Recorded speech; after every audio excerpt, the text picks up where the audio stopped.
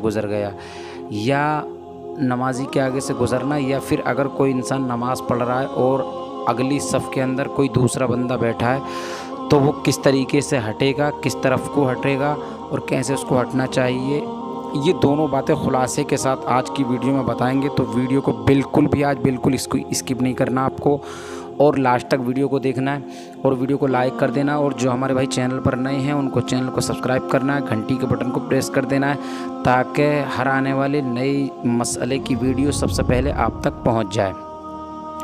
तो चलिए बिना वक्त गवाए शुरू करते हैं आज की वीडियो।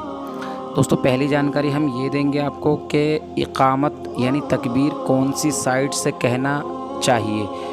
कि इंसान कोई किसी को देखो तो बीच में खड़ा हो जाता है, किसी को देखो तो राइट साइड में खड़ा होता है। ज़्यादातर राइट साइड में ही खड़े होकर तकबीर कही जाती है, कभी कभी इस साइड हो जाते हैं। तो क्या किसी भी तरफ खड़े होकर इकामत कहने से इकामत हो जाएगी, या फिर कोई ख़ास मतलब है, कोई ख़ास जगह इसके लिए मुतय्यन है?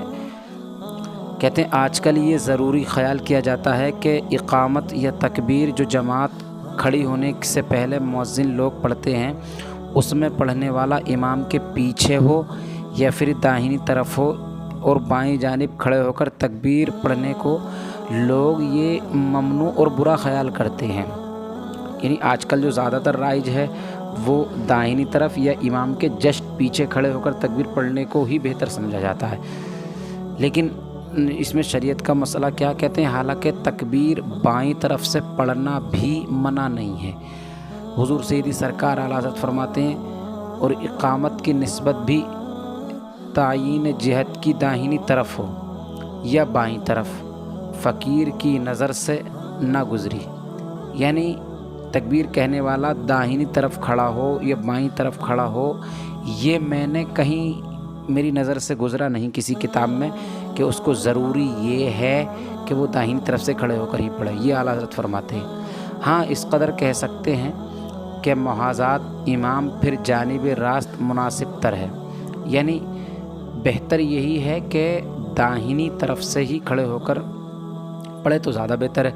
ख़ुलासा ये कि इमाम के पीछे ये दाहिनी तरफ से पढ़ना ज़्यादा बेहतर है, लेकिन बाईं तरफ से पढ़ना भी जायज़ है। ऐसा नहीं कि अगर किसी ने बाईं तरफ से खड़े होकर तकबीर पढ़ दी तो तकबीर नहीं होगी, या नमाज में कोई गलत या खलल पैदा हो जाएगा और उससे नमाज में अगर कोई कमी पैदा हो जाएगी, ऐसा कुछ नहीं है, ये सब गलत है। यानी तकबीर बेहतर ये है कि इमाम के पीछे या दाहिनी साइड खड़े होकर पढ़े। बाकी अगर बाईं तरफ खड़े होकर पढ़ दी तब भी हरज नहीं है, नमाज में कोई कमी नहीं आएगी। दोस्तों, दूसरी जानकारी हमें देनी ये थी जो बहुत अहम जानकारी है, क्योंकि लोगों को पता ही नहीं होता कि नमाजी के आगे से गुज़र जाते हैं, और फिर वो गुज़रते हैं तो उनको ये भी पता नहीं चलता कि यार अब हम गुज़र गए, अब हमें क्या करना चाहिए, हमें इस गलती को कैसे भरना होगा, किस तरीके से भरपाई करनी है। ये बातें बहुत ज़्यादा कन्फ्यूज़ करती हैं लोगों को। आम तौर से मस्जिद में देखा गया है कि दो शख्स आगे पीछे नमाज़ पढ़ते हैं, यानी एक पिछली सफ़ में और दूसरा उसके सामने अगली सफ़ में। अगली सफ़ में नमाज़ पढ़ने वाला पीछे वाले से पहले फ़ारिग हो जाता है, क्योंकि ज़्यादातर आपने भी देखा होगा कि अगली सफ़ में पढ़ने वाला कभी पहले ही फ़ारिग हो जाता है और फिर उसकी नमाज़ ख़त्म होने का इंतज़ार करता रहता है।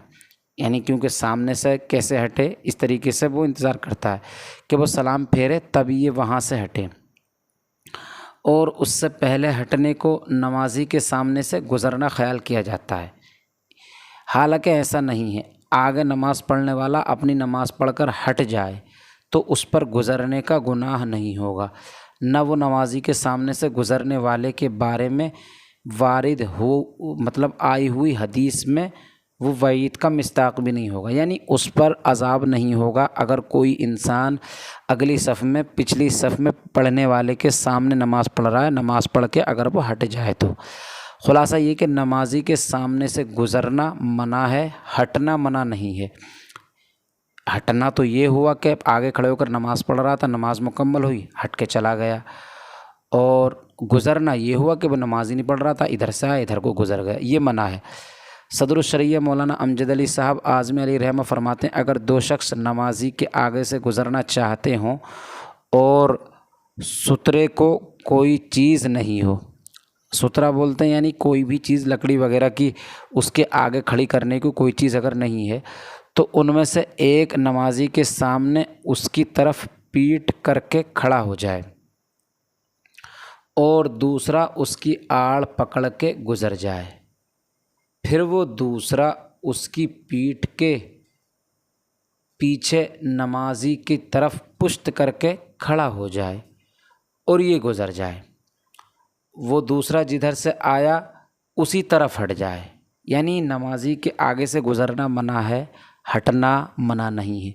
यानी पहले जैसे दो इंसान किसी नमाजी के आगे से गुज़रना ज़रूरी, उस तरफ अगर काम है तो पहले एक बंदा नमाजी की तरफ को पीट करके उसके सामने खड़ा हो जाए और दूसरा वाला बंदा उधर से गुज़र जाए उसके आगे से, और फिर ये जिस तरफ से आया था उसी तरफ हट जाए, तो ये हटना होगा ना कि गुज़रना होगा। तो इस तरीके से दोनों गुनाहगार भी नहीं होंगे और काम भी हो जाएगा। इससे ज़ाहिर है कि गुज़रने और हटने में फ़र्क है, और गुज़रने का मतलब ये है कि नमाजी के सामने एक तरफ से आए और दूसरी तरफ निकल जाए, ये तो हो गया गुज़रना। ये यकीनन नाजायज़ व गुनाह का काम है।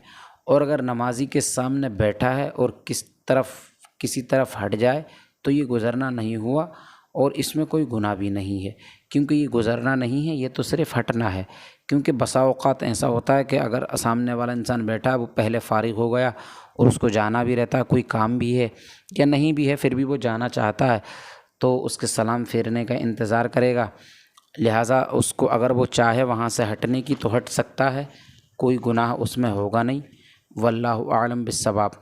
ये दोनों जानकारियाँ हुई, क्योंकि गुज़रने पे तो गुनाह है लेकिन हटने में कोई हरज है ही नहीं, और गुज़रने का गुनाह होना भी चाहिए क्योंकि नमाजी के सामने से गुज़रा है। दोस्तों, तो आज की ये जानकारी आपको कैसी लगी आप कमेंट करके बता सकते हैं, और वीडियो अच्छी लगी हो तो लाइक कर दें और चैनल को सब्सक्राइब कर दें। मिलते हैं फिर किसी अगली वीडियो में अगली